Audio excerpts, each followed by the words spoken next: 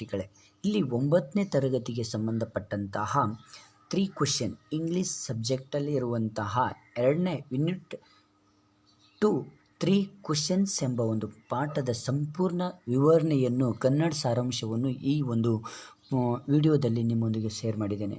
Please ತಪ್ಪದೆ ಇದನ್ನು ಕೊನೆವರೆಗೂ ನೋಡಿ, ಹಾಗೆ ಫ್ರೆಂಡ್ಸಿಗೆ ಶೇರ್ ಮಾಡಿ, ಲೈಕ್ ಮಾಡಿ, ಕಮೆಂಟ್ಸ್ ಮಾಡಿ. ಓಕೆ, ಸರಿಯಾದ ರೀತಿಯಲ್ಲಿ ತಿಳಿದುಕೊಳ್ಳೋಣ. ಓಕೆ, ಶುರು ಮಾಡೋಣ ಬನ್ನಿ. ಇಲ್ಲಿ ಮುಖ್ಯವಾಗಿ ಯೂನಿಟ್ 2 3 ಕ್ವೆಶ್ಚನ್ಸ್, ಹೌದಾ? ಈ 3 ಕ್ವೆಶ್ಚನ್ಸನ್ನು ಬರೆದಂತಹ ಕವಿ ಯಾರಪ್ಪ, ಇದು ಕೃತಿಕಾರರು ಯಾರಪ್ಪ ಅಂದರೆ ಕೌಂಟ್ ಲಿಯೋ ಟಾಲ್ಸ್ಟಾಯ್, ಹೌದಾ? ಕೌಂಟ್ ಲಿಯೋ ಟಾಲ್ಸ್ಟಾಯ್ರವರು ಬರೆದಂತಹ ಒಂದು ಪಾಠ ಇದು. ಓಕೆ, ಇಲ್ಲಿ ಮುಖ್ಯವಾಗಿ ತುಂಬ ಅಂದರೆ ತುಂಬ ಇಂಪಾರ್ಟೆಂಟ್ ಇರುವಂತಹ ಒಂದು ಪಾಠ ಇದು. ಸರಿಯಾದ ರೀತಿಯಲ್ಲಿ ನಾವು ತಿಳಿದುಕೊಳ್ಳೋಣ. Okay, let's start now. The thought came to a certain king, he would never fail if he knew 3 things. First question is, what is the right time to begin something? Okay, first question is, what is the right time to begin something?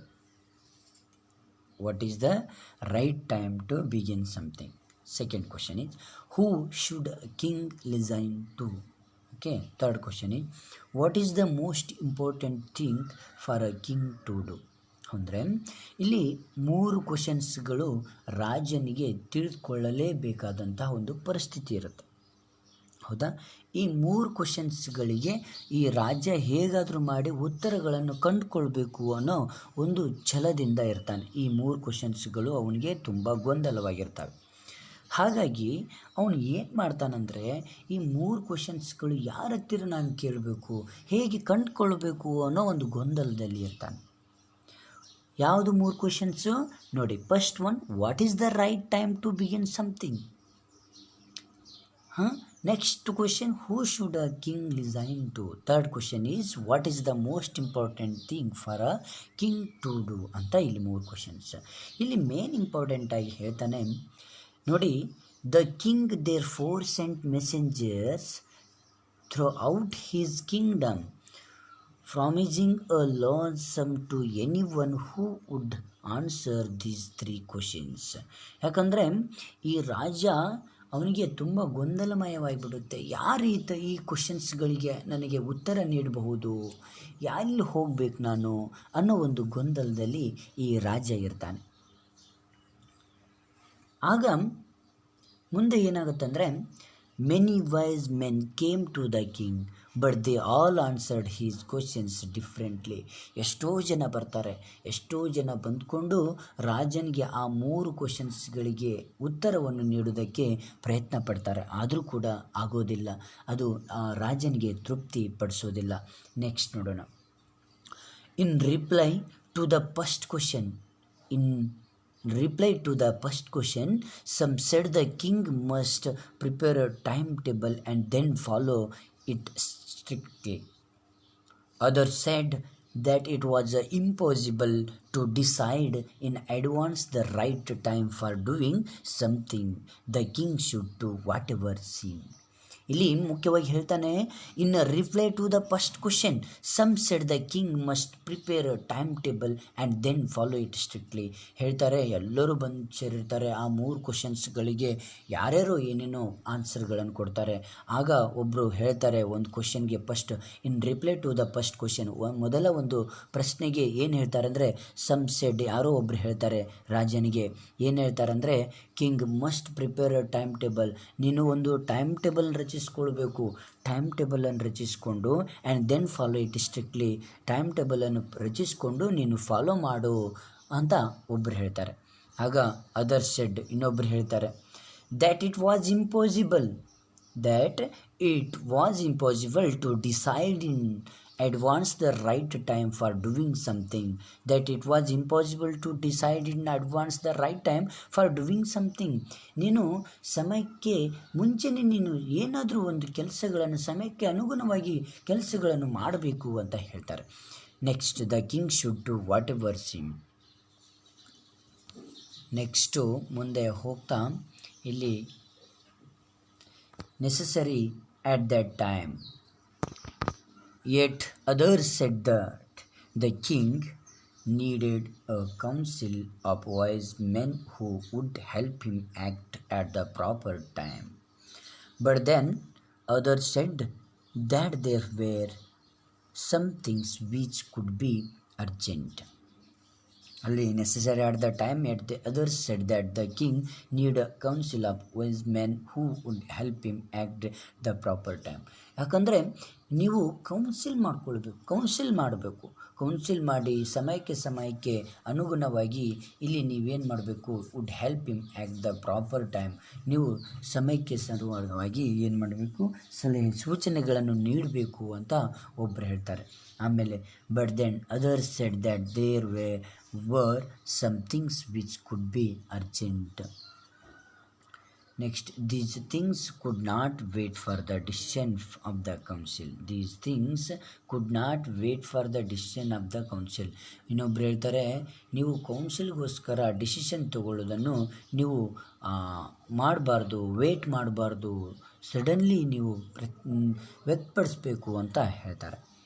In order to decide the right time for doing something, it is necessary to look into the picture, and only magicians could do that. The king therefore would have to go to the magicians.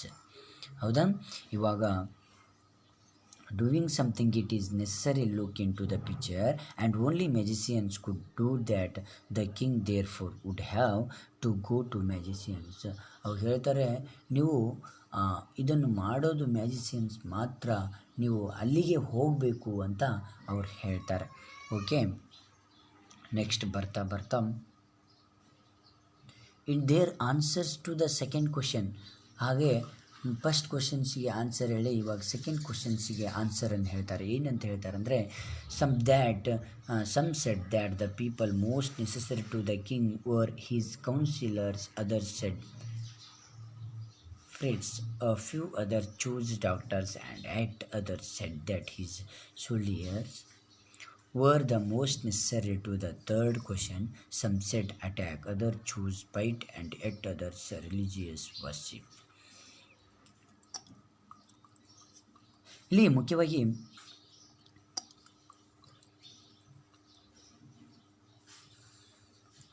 ನಾವು ನೋಡ್ಬೋದು, few others chose doctors, and yet others said that his soldiers were the most necessary. To the third question, ಇಲ್ಲಿ ನೀವು ಮುಖ್ಯವಾಗಿ ನೀವು counsellor ಮಾಡಿಕೊಂಡು ಇಲ್ಲಿ few others ಕೆಲವೊಂದು ಡಾಕ್ಟರ್ಸ್ಗಳನ್ನು ನೇಮಕ ಮಾಡ್ಕೊಳ್ಳಿ. And at others said that his soldiers were the most necessary. ಮತ್ತು ಸೈನಿಕರು ಸುತ್ತಮುತ್ತ ಇದು ಮಾಡಿಕೊಂಡು ಸೈನಿಕರ ಮೂಲಕ ನೀವು ಪರಿಹಾರವನ್ನು ಮಾಡಿಕೊಳ್ಬೇಕು ಅಂತ ಹೇಳ್ತಾರೆ.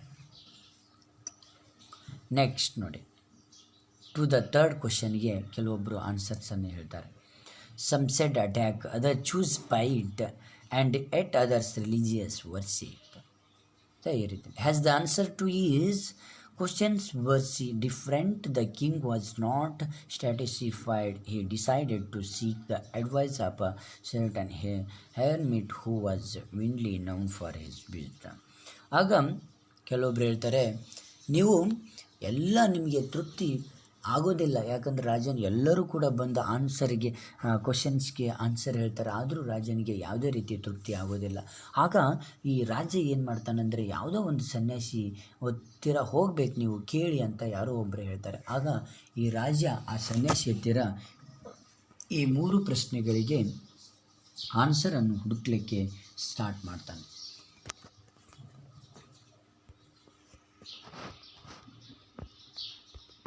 ನೆಕ್ಸ್ಟ್ ನೋಡೋಣ. The king put on ordinary clothes and went to meet the hermit.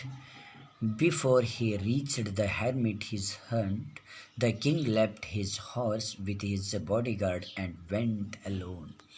ರಾಜ ಏನು ಮಾಡ್ತಾನಂದರೆ, ಇವಾಗ ಆ 3 ಕ್ವಶನ್ಸ್ಗಳಿಗೆ ಈ ಆನ್ಸರನ್ನು, ಉತ್ತರಗಳನ್ನು ಕಂಡುಕೊಳ್ಳೋಕ್ಕೆ ತುಂಬ ಕುತೂಹಲದಿಂದ ಸನ್ಯಾಸಿ ಹತ್ತಿರ ಹೋಗಲಿಕ್ಕೆ ಸ್ಟಾರ್ಟ್ ಮಾಡ್ತಾನೆ. ಸನ್ಯಾಸಿಯ ಒಂದು ಗುಡಿಸಲ ಹತ್ತಿರ ಹೋಗ್ತಾನೆ. ಹಟ್, HUT, ಹಟ್ ಅಂದರೆ ಗುಡಿಸಲು. ಇಲ್ಲಿ ಗುಡಿಸಲ ಹತ್ತಿರ ಹೋಗ್ತಾನೆ. He saw the hermit digging ground in front of his ಹಟ್.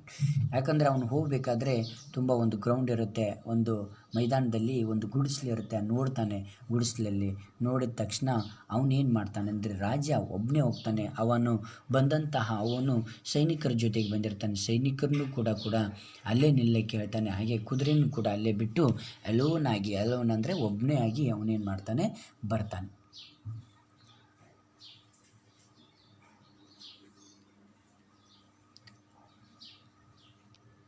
ಅಲ್ಲಿ ಬಂದು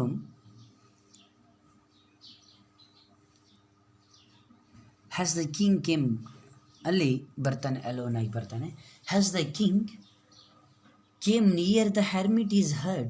He saw the hermit digging the ground in front of his hut. He greeted the king and continued in digging. ಹೌದಾ, digging.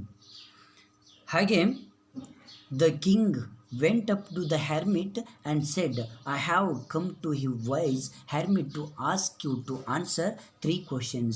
And he repeated the question. ಆಗ ಬರ್ತಾನೆ, ಬಂದು ಸನ್ಯಾಸಿ ಹತ್ತಿರ ಬರ್ತಾನೆ. ಸನ್ಯಾಸಿ ಹತ್ತಿರ ಬಂದಾಗ the king went to the hermit and said, ಯಾಕಂದರೆ ರಾಜ ಸನ್ಯಾಸಿ ಹತ್ತಿರ ಹೋಗ್ತಾನೆ. ಹೋಗಿ I have come to you wise hermit to ask you to answer 3 questions. ಆಗ ಹೋಗಿ ಏನು ಮಾಡ್ತಾನಂದರೆ ಹೇಳ್ತಾನೆ, ರಾಜನ ಹತ್ತಿರ ಹೋಗಿ I have come to you wise hermit to ask you to answer 3 questions. ಈ ನನ್ನ 3 ಕ್ವಶನ್ಸ್ಗಳಿಗೆ ನೀ ಹೇಗಾದರೂ ಮಾಡಿ ಉತ್ತರವನ್ನು ಕೊಡಬೇಕು ಅನ್ನೋದು ಇವನ ಒಂದು ರಾಜನ ಆಸೆ ಆಗಿರುತ್ತೆ. ಆಗ and he repeated the questions. ಆಗ ಕ್ವಶನ್ಸ್ಗಳನ್ನು ಮತ್ತೆ ರಿಪೀಟಾಗಿ ಕೇಳ್ತಾನೆ. ಯಾಕಂದರೆ ರಾಜ ಒಂದು ಸಾರಿ ಕ್ವಶನ್ಸ್ಗಳನ್ನು ಕೇಳಿದಾಗ ಇವನು ಯಾವುದೇ ರೀತಿ ಆನ್ಸರನ್ನು ಮಾಡೋದಿಲ್ಲ. ಹೌದಾ, ಮಾಡದೇ ಇದ್ದಾಗ ಏನು ಮಾಡ್ತಾನೆ, ಮತ್ತೆ ರಿಪೀಟಾಗಿ ಕ್ವಶನ್ಸ್ಗಳನ್ನು ಕೇಳ್ತಾನೆ. The hermit listened to the king but did not speak. You are tired, said the king. Let me take the spade and work in your place. ಆಗ ಹೇಳ್ತಾನೆ, ನೀವು ತುಂಬ ದಣಿದಿದ್ದೀರಾ, ಹಾಗಾಗಿ ನೀವು ಸ್ವಲ್ಪ ರೆಸ್ಟನ್ನು ತಗೊಳ್ಳಿ ಅಂತ ಸನ್ಯಾಸಿ ಯಾರಿಗೆ ಹೇಳ್ತಾನೆ, ರಾಜನಿಗೆ ಹೇಳ್ತಾನೆ. ಆಗ thanks said the hermit giving the king his speed. Thanks said the hermit. ಆಗ ಸನ್ಯಾಸಿ ಹೇಳ್ತಾನೆ ಥ್ಯಾಂಕ್ಸ್ ಅಂತ ಹೇಳ್ತಾ giving the king his speed. Next, when the king had 2 beds, he stopped and repeated his questions. The hermit gave no answer. Okay, he stopped and repeated his questions. The hermit gave to answer. ಆಗ ಮತ್ತೆ stopped and repeated his questions. ರಾಜ ಮತ್ತೆ repeat ಮಾಡ್ತಾನೆ ಕ್ವಶನ್ಸ್ಗಳನ್ನು. ಯಾರಿಗೆ? ಸನ್ಯಾಸಿಗೆ repeat ಮಾಡ್ತಾನೆ. The hermit give no answer. ಹಾಗೆ ಮತ್ತೆ ಅವನೇನು ಮಾಡ್ತಾನೆ, ಕ್ವಶನ್ಸ್ಗಳಿಗೆ ಅವನಿದು ಮಾಡಿದಾಗ ಮತ್ತೆ the hermit give no answer ಅಂತ ಇವನಿದು ಮಾಡ್ತಾನೆ. ಓಕೆ, ಬಟ್ ಅವನು ಯಾವುದೇ ರೀತಿ ಆನ್ಸರ್ಸ್ಗಳನ್ನು ಕೊಡೋದಿಲ್ಲ. ಬಟ್ ರಾಜ ಮಾತ್ರ ಕ್ವಶನ್ಸ್ಗಳನ್ನು ಕೇಳ್ತಾನೆ ಇರ್ತಾನೆ. ನೆಕ್ಸ್ಟ್ ನೋಡೋದು, 4th one. 1 hour passed, then another. The sun went down behind the trees, and at last the king stuck the spade into the ground and said, I came to you, wise man, to get answers to my questions. If you can give no answer, tell me so, and I will return home. 1 hour passed the another, the sun went down behind the trees, and at last the king stuck the spade into the ground and said, I came to you, wise man, to get answers to my questions. If you can give no answer, tell me so, and I will return home. ಯಾಕಂದರೆ ಈ ಸನ್ಯಾಸಿ ಹತ್ತಿರ ಅವನು ಕ್ವಶನ್ಸ್ಗಳನ್ನು ಕೇಳಲಿಕ್ಕೆ ಬರ್ತಾನೆ, but ಅವನು ಕೇಳೋದಿಲ್ಲ. ಯಾಕಂದರೆ 1 hour passed, then another, the sun went down behind the trees, and at last the king stuck the spade into the ground and said, I came to you, wise man, to get answers to my questions. If you can give no answer, tell me so, and I will return home. ಅಲ್ಲಿ ಹೇಳ್ತಾನೆ, ನಾನು ಗ್ರೌಂಡಲ್ಲಿ ಕೆಲಸ ಮಾಡ್ತೇನೆ, but ನಾನು ನಿಮ್ಮ ಹತ್ತಿರ ಯಾಕೆ ಬಂದಿದ್ದೀನಿ ಅಂದರೆ, ನೀವು ತುಂಬ ಬುದ್ಧಿವಂತರು, ಹಾಗಾಗಿ ನನ್ನ ಒಂದು ಪ್ರಶ್ನೆಗಳಿಗೆ ನಾವು ಉತ್ತರಗಳನ್ನು ಕಂಡುಕೊಳ್ಳೋಕ್ಕೆ ನಾನು ಬಂದಿದ್ದೇನೆ. ಹಾಗಾಗಿ ನೀವೇನು ಮಾಡಬೇಕಂದ್ರೆ ಆ ಪ್ರಶ್ನೆಗಳಿಗೆ ಉತ್ತರವನ್ನು ನೀಡಬೇಕು ಅನ್ನೋ ಒಂದು ದೃಷ್ಟಿಯಿಂದ ನಾನು ಇಲ್ಲಿ ಬಂದಿದ್ದೇನೆ. ನಾನು ಕ್ವಶನ್ಸ್ಗಳನ್ನು ಕೇಳ್ತೇನೆ, ಒಂದು ವೇಳೆ ನೀವು ಉತ್ತರವನ್ನು ನೀಡದೇ ಇದ್ದರೆ ನಾನು ವಾಪಸ್ ಹೋಗ್ತೇನೆ ಅಂತ ಹೇಳ್ತಾನೆ. ಆಗ ಏನು ಮಾಡ್ತಾನೆ ಹೇಳ್ತಾಗ ನೆಕ್ಸ್ಟ್ ಕ್ವಶನ್ ಕೇಳ್ತಾನೆ. Here comes someone running, said the hermit. The king turned round and saw a brave man running towards them. His hands were pressed in against his stomach, from which blood was flowing. ಆಗ ಅಲ್ಲಿ ಇಬ್ಬರು ಕೂಡ ಮಾತನಾಡುವಂತಹ ಒಂದು ಸಂದರ್ಭದಲ್ಲಿ ಏನು ಮಾಡ್ತಾರಂದರೆ, ಯಾರೋ ಒಬ್ಬರು ಓಡಿ ಬರ್ತಾರೆ. ಓಡಿ ಬರುವಂತಹ ಸಮಯದಲ್ಲಿ ರಾಜ ನೋಡ್ತಾನೆ. The king turned round and saw a bearded man running towards them. His hands were pressed in against his stomach, from which blood was flowing. ಯಾಕಂದರೆ ಹೊಟ್ಟೆಯಿಂದ ರಕ್ತ ಸುರಿತಾ ಇರ್ತದೆ. ಏನಾಗ್ತಾ ಇರ್ತದೆ ಅಂದರೆ ಸುರಿತಾ ಇರ್ತದೆ. From which blood was flowing. ಆಗ ರಾಜ ನೋಡ್ತಾನೆ, ಆ ರಕ್ತ ಸುರಿಯುವುದನ್ನು ನೋಡಿ, from which blood was flowing. When he reached the king, he painted and fell to the ground.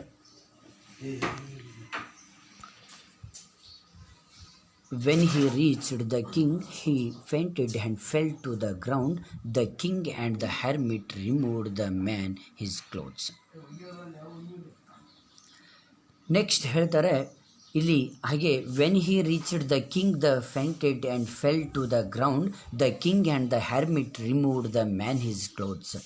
ಆಗ ಈ ಸನ್ಯಾಸಿ ಹತ್ತಿರ ಮತ್ತು ರಾಜನ ಹತ್ತಿರ ಒಬ್ಬ ಯಾವುದೋ ಅಮಾಯಕ ಬರ್ತಾನೆ. ಬಂದು ನೋಡಿದಾಗ ಅವನಿಗೆ ತುಂಬ ರಕ್ತ ಏನಾಗ್ತಾ ಇರ್ತದೆ, ಫ್ಲೂವಿಂಗ್ ಆಗ್ತಾ ಇರ್ತದೆ. ಅದನ್ನು ನೋಡಿ ಇವ್ರು ಏನು ಮಾಡ್ತಾರೆ ಅಂದರೆ, ಒಂದು ಬಟ್ಟೆಯನ್ನು ತೆಗೆದು ಆ ಹೊಟ್ಟೆಗೆ ಸುತ್ತಾ ಇರ್ತದೆ. ಹೇಗಾದರೂ ಮಾಡಿ ಆ ರಕ್ತವನ್ನು ನಿಲ್ಲಿಸಬೇಕಾಗಿರುತ್ತೆ. ಹಾಗಾಗಿ ಆ ಒಂದು ಹೊಟ್ಟೆಗೆ ಬಟ್ಟೆ ಸುತ್ತಿ ಇದು ಮಾಡ್ತಾ ಇರ್ತಾರೆ. Okay, next, man his clothing hand covered it with his hand kerchief, but the blood would not stop flowing. ಅವರು ಎಷ್ಟೇ ಬಟ್ಟೆಯನ್ನು ಸುತ್ತಿದ್ರೂ ಅಲ್ಲಿ ರಕ್ತ ಏನಾಗ್ತಾ ಇರುವುದಿಲ್ಲ ಅಂದರೆ ಬಂದ್ ಆಗ್ತಾ ಇರುವುದಿಲ್ಲ ಯಾವುದೇ ರೀತಿ ಬಂದ್ ಆಗ್ತಾ ಇರುವುದಿಲ್ಲ. ಆಗ ಏನು ಮಾಡ್ತಾರೆ, blood would not stop flowing. The king redressed the wound until at last the bleeding stopped. ಆಗ ಬಟ್ಟೆ ಏನಾಗ್ತಾ ಇರ್ತದೆ ಅಂದರೆ ಸುತ್ತ ಹೋದಂತೆ ಅಲ್ಲಿ ರಕ್ತ ಏನಾಗ್ತಾ ಇರ್ತದೆ, ಯಾವುದೇ ರೀತಿ ಏನಾಗೋದಿಲ್ಲ, ನಿಲ್ಲೋದಿಲ್ಲ. ಹಾಗೆ ಮತ್ತೆ ರೀಡ್ರೆಸ್ ಮಾಡ್ತಾರೆ. ಆಗಿ ಬಟ್ಟೆಯನ್ನು ಸುತ್ತಿ ಆ ರಕ್ತವನ್ನು ಹೇಗಾದರೂ ಮಾಡಿ ಅವ್ರು ಏನು ಮಾಡ್ತಾರೆ, ನಿಲ್ಲಿಸ್ತಾರೆ. Next 6th, the man closed his eyes and lie quiet. The king, tired by his walk and the work he had done, lay down on the floor and slept throughout the night. ಯಾಕಂದರೆ ರಾಜನಿಗೆ ಸನ್ಯಾಸಿ ಹೇಳ್ತಾನೆ, ನೀವು ತುಂಬ ದಣಿದಿದ್ದೀರಾ, ಹೌದಾ, ತುಂಬ ದಣಿದು ಬಂದಿದ್ದೀರಾ, ಹಾಗಾಗಿ ನೀವೇನು ಮಾಡಿ,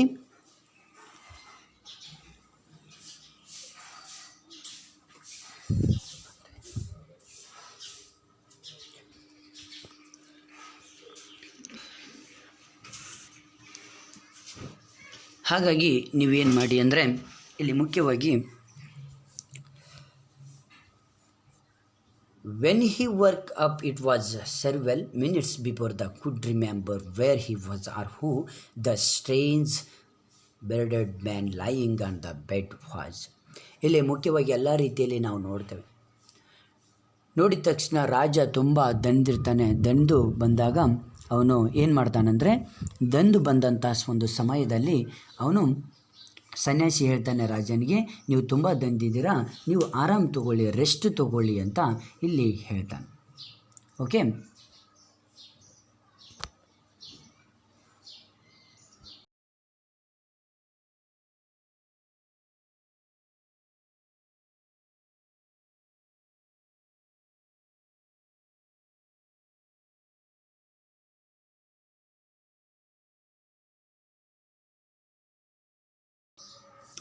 the man closed his eyes and lay quiet. The king, tired by his work and the work he had done, lay down on the floor and slept throughout the night. When he woke up, it was several minutes before the could remember where he was or who the strange bearded man lying on the bed was. Next, forgive Mel, said the bearded man in a weak voice when he saw that the king was awake. I do not know you and have nothing to forgive you for, said the king. You do not know me, but I know you. ಇಲ್ಲಿ ಮುಖ್ಯವಾಗಿ ಹೇಳ್ತಾನೆ, forgive me, said the bearded man in a weak voice when he saw that the king was awake. Ali, forgive me, said the bearded man in a weak voice when he saw that the king was awake. ಅಲ್ಲಿ ನೀನು ಯಾವುದೇ ರೀತಿ ಕ್ಷಣವಿಲ್ಲದೆ ಇಲ್ಲಿ forgive me, ನನ್ನನ್ನು ಮರೆತು ಬಿಡು, said the bearded man in a weak voice. ಯಾಕಂದರೆ ಗಡ್ಡದಾರಿ, ಅವನು ಚುಚ್ಕೊಂಡು ಬಂದಂಥ ಒಂದು ಗಡ್ಡದಾರಿ ಇರ್ತಾನಲ್ವ, ಅವನೇನು ಮಾಡ್ತಾನಂದರೆ ಅವನು ಗಡ್ಡವನ್ನು ಬಿಟ್ಕೊಂಡು ತುಂಬ ಏನಾಗಿರ್ತಾನೆ, ತುಂಬ ಸುಸ್ತಾಗಿರ್ತಾನೆ. When he saw that the king was awake, I do not know you and have nothing to forgive you for, said the king. ಇಲ್ಲಿ ಮುಖ್ಯವಾಗಿ ನಾವು ನೋಡಬೇಕಂದ್ರೆ voice when he saw that the king was awake, I do not know you and have nothing to forgive for, said the king. ಅಂದರೆ ಈ king ಹೇಳ್ತಾನೆ, I do not know you and have nothing to forgive you for, said the king. ನಾನು ತುಂಬ ಸಾರಿ ನೋಡಿದ್ದೇನೆ, ಹೌದಾ, ತುಂಬ ಸಾರಿ ನೋಡಿದ್ದೇನೆ, ನೀವು ಯಾವುದೇ ರೀತಿ ನಮಗೆ ಇದು ಮಾಡ್ತಿಲ್ಲ.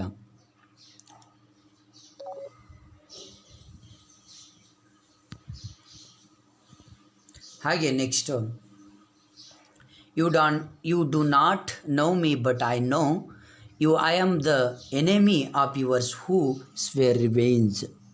ಇಲ್ಲಿ ಆಲ್ಮೋಸ್ಟ್ ಆಗಿ ನಾವು ನೋಡ್ಕೊಳ್ಬೋದು, because you put my brothers to death and seized my property, I had made up my mind to kill you on your way home, but the day passed and you did not return. So I left my hiding place and I came upon your bodyguard who recognized me and wounded me. I escaped from him, but I should have did if you had not dressed my wounds. I wished to kill you and you have saved my life. Now if I live, I will serve you as you in faithful servant. ಇಲ್ಲಿ ನಾನು ನಿಮ್ಮನ್ನು ಕೊಲ್ಲುವುದಕ್ಕೆ ಬಂದಿದ್ದೆ, ಯಾಕಂದರೆ ನೀವು ನನ್ನ ಒಂದು ಅಣ್ಣನನ್ನು ಕೊಂದಿದ್ದೀರಿ, ತಂದೆಯನ್ನು ಕೊಂದಿದ್ದರಿಂದ ನಾನು ನಿಮ್ಮನ್ನು ಕೊಲ್ಲುವುದಕ್ಕೆ ಬಂದಿದ್ದೆ. ನೀವು ಬಾಡಿಗಾರ್ಡ್ ಜೊತೆಗೆ ಬಂದಿದ್ದರಿಂದ ನನಗೆ ಆಗಲಿಲ್ಲ. ನಿಮ್ಮ ಒಂದು ಸೈನಿಕರ ಹತ್ತಿರ ನಾನು ಸಿಕ್ಕೊಂಡು ನನಗೆ ಅವರು ಕೊಲ್ಲುವುದಕ್ಕೆ ಪ್ರಯತ್ನಪಟ್ಟರು, ಅದನ್ನು ನಾನು ತಪ್ಪಿಸಿಕೊಂಡು ನಾನು ಬಂದೆ ಅಂತ ಇಲ್ಲಿ ಹೇಳ್ತಾರೆ. Next, the king was very happy. The king was very happy to have made peace with his enemy so easily and to have won him over as a friend. he not only forgave him but also promised to give back the man his property. Leaving the wounded man, the king went out of the hunt and looked round for the hermit. The king went up to the hermit and said, "For the last time, I beg you to answer the questions, wise man." ಹೌದಾ, ಇಲ್ಲಿ ಮುಖ್ಯವಾಗಿ ನಾವು ನೋಡ್ಕೊಳ್ಬೇಕಂದ್ರೆ the king was very happy. ರಾಜ ತುಂಬ ಅಂದರೆ ತುಂಬ ಹ್ಯಾಪಿಯಾಗಿರ್ತಾನೆ, ಹೌದಲ್ವಾ. To have made peace with his enemy to easily and to have won him over as a friend. ಅಲ್ಲಿ ಕೆಲವೊಂದು ಸಾರಿ ನಾವು ನೋಡಬೇಕಂದ್ರೆ ಇಲ್ಲಿ ಮುಖ್ಯವಾಗಿ ನಾವು ಅರ್ಥ ಮಾಡ್ಕೊಳ್ಬೇಕಾಗುತ್ತೆ. And to have won him over as a friend, ಯಾಕಂದರೆ ತುಂಬ ಫ್ರೆಂಡ್ಶಿಪ್ ರೀತಿಯಲ್ಲಿ ನೋಡ್ಕೊಳ್ತಾನೆ, ಹೌದಾ. ನನಗೆ ಗೊತ್ತಿಲ್ಲದೆ ಇರುವಂತಹ ಒಂದು ವ್ಯಕ್ತಿಗೆ ನಾನು ಸಹಾಯ ಮಾಡಿಬಿಟ್ನಲ್ವ. He not only forgive him but also promised to give back the man his property. ಆಗ ಆ ಒಂದು ಫ್ರೆಂಡ್ಶಿಪ್ ರೀತಿಯಲ್ಲಿ ಅವನ ಒಂದು ಆಸ್ತಿಯನ್ನು ರಾಜ ತಗೊಂಡಿರ್ತಾನೆ. ವಾಪಸ್ ಅವನ ಆಸ್ತಿಯನ್ನು ಏನು ಮಾಡ್ತಾನೆ ಅಂದರೆ ವಾಪಸ್ ಅವನಿಗೆ ನೀಡ್ತಾನೆ. Leaving the wounded man, the king went out the hut and looked round for the hermit. The king went up to the hermit and said, "For the last time, I beg you to answer my questions, wise man." "You have already been answered," said the hermit. "How have I been answered? What do you mean?" ಆಗ ಮತ್ತೆ ಎಲ್ಲ ಮುಗಿದ ಮೇಲೆ ರಾಜ ಮತ್ತೆ ಸನ್ಯಾಸಿಗೆ ಕ್ವಶನ್ಸ್ಗಳನ್ನು ಕೇಳ್ತಾನೆ. ಕ್ವಶನ್ಸನ್ನು ಕೇಳಿದಾಗ you have already been answered said the hermit. ನಾನು ಆಲ್ರೆಡಿ ನಿನಗೆ ಏನು ಮಾಡಿಬಿಟ್ಟಿದ್ದೇನೆ, ಕ್ವಶನ್ಸಿಗೆ ಆನ್ಸರನ್ನು ನೀಡಿಬಿಟ್ಟಿದ್ದೇನೆ ಅಂತ ಹೇಳ್ತಾನೆ. ಆಗ how have I been answered, ಹೇಗೆ ನನಗೆ ಆನ್ಸರ್ ಕೊಟ್ರಿ ಅಂತ ಕೇಳ್ತಾನೆ. ವಾಟ್ ಡು ಯು ಮೀನ್, ಏನು ನೀವು ಹೇಳ್ತಾ ಇರೋದು ಅಂತ ಕೇಳ್ತಾನೆ ರಾಜ. ಯಾರಿಗೆ? ಸನ್ಯಾಸಿಗೆ ಕೇಳ್ತಾನೆ. Next, do you not see, replied the hermit, if you had not fainted my weakness yesterday and had not dug these beds for me, you would have gone away. Then that man would have attacked you, so that the most important time was when you were digging the beds. Do you not see, replied the hermit. ಆಗ ಸನ್ಯಾಸಿ ಕೇಳ್ತಾನೆ, ಹೇಳಲಿಕ್ಕೆ start ಮಾಡ್ತಾನೆ ರಾಜನಿಗೆ. ಸನ್ಯಾಸಿ ಏನಂತ ಹೇಳ್ತಾನಂದರೆ, if you had not fainted my in weakness yesterday and had not dug these beds for me, you would have gone away. Then that man would have attacked you. Show the most important time. ಯಾಕಂದರೆ ಅವನು ಸನ್ಯಾಸಿ ತುಂಬ ಚಂದವಾಗಿ ಈ ರಾಜನಿಗೆ ಹೇಳ್ತಾನೆ. ಏನಂತ ಹೇಳ್ತಾನಂದರೆ, ನಿನ್ನನ್ನು ಅಟ್ಯಾಕ್ ಮಾಡಲಿಕ್ಕೆ ಬಂದಿರ್ತಾನೆ, ನಿನ್ನನ್ನು ಸಾಯಿಸಲಿಕ್ಕೆ ಬಂದಿರ್ತಾನೆ, ಅದು ಮೋಸ್ಟ್ ಇಂಪಾರ್ಟೆಂಟ್ ಟೈಮ್ ಅಂತ ಹೇಳ್ತಾನೆ. So the most important time was when you were digging the beds, and I was the most important man, and to do me good was your most important business. Later, when the man ran to use, the most important time was when you were in caring for him, because if you had not dressed his wounds, he would have died without having made peace with you. So he was the most important man, and what you did for him was your most important business. ಆಗ ಇದೆಲ್ಲ ನಾವು ಹೇಳ್ತಾರೆ. ಆಗ ಸನ್ಯಾಸಿ ತುಂಬ ಚಂದವಾಗಿ ಅರ್ಥ ಆಗೋ ರೀತಿಯಲ್ಲಿ ಅವ್ರು ಹೇಳ್ತಾರೆ. ಯಾಕಂದರೆ ನೀನು ಯಾವುದೋ ಒಬ್ಬ ಪರಿಚಯ ಇಲ್ಲದೆ ಇದ್ದಂತಹ ಒಬ್ಬ ಮನುಷ್ಯನಿಗೆ ನೀನು ಹೆಲ್ಪ್ ಮಾಡ್ತೀಯ, ಅದೇ ತುಂಬ ಇಂಪಾರ್ಟೆಂಟ್ ಇರುವಂತಹ ಒಂದು ವಿಶೇಷ. ಮತ್ತೆ ಮುಂದೆ ಹೋದಂತೆ, remember then there is only one time that is important, and that time is now. It is the most important time because it is the only time we have any power to act. ಆಗ ಹೇಳ್ತಾನೆ, remember then there is only one time that is important. ಯಾಕಂದರೆ ಒಂದೇ time, only one time that is important, and that time is now. It is the most important time because it is the only time we have any power to act. ಯಾಕಂದರೆ ಯಾವುದೇ ಒಂದು ಸಮಯ ಸರಿಯಾದಂತಹ ಸಮಯವನ್ನು ನಾವು ಯಾವತ್ತಿಗೂ ತುಂಬ ಪರಿಣಾಮಕಾರಿಯಾಗಿರುತ್ತೆ, ಅದನ್ನು ಯಾವತ್ತಿಗೂ ಮಿಸ್ ಮಾಡ್ಕೊಳ್ಳಿಕ್ಕೆ ಹೋಗಬಾರ್ದು ಅಂತ ಹೇಳ್ತಾರೆ. The most necessary person is the person you are with at particular moment. The most important business is to do that person good, because we are sent into this world for that purpose alone.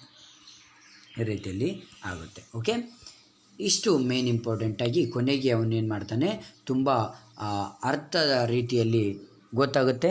ನಾನು ನನ್ನ ಒಂದು 3 ಕ್ವಶನ್ಸ್ಗಳಿಗೆ ತುಂಬ ರೀತಿಯಲ್ಲಿ ಒಳ್ಳೆಯ ರೀತಿಯಲ್ಲಿ answer ಸಿಕ್ತು ಅಂತ ಹೇಳ್ತಾ ಅವನು ಮತ್ತೆ ಸನ್ಯಾಸಿಗೆ ತುಂಬ ಧನ್ಯವಾದಗಳನ್ನು ಹೇಳ್ತಾ ಅವನು ಮತ್ತೆ ತನ್ನ ಅರಮನೆಗೆ, ತನ್ನ ರಾಜ್ಯಕ್ಕೆ ಹೊರಟೋಗ್ತಾನೆ. Okay, thank you friends. ಇದೇ ರೀತಿಯಲ್ಲಿ ಎಲ್ಲ ರೀತಿಯ ಪ್ರತಿಯೊಂದು ಪಾಠಗಳ ಸಂಪೂರ್ಣ ಮಾಹಿತಿಯನ್ನು ನಾನು ಕೊಟ್ಟಿದ್ದೇನೆ. ಆ ಮಾಹಿತಿ ಬೇಕಂದರೆ ನೀವು ಸರಿಯಾದ ರೀತಿಯಲ್ಲಿ ನೋಡಿ. Okay, thank you.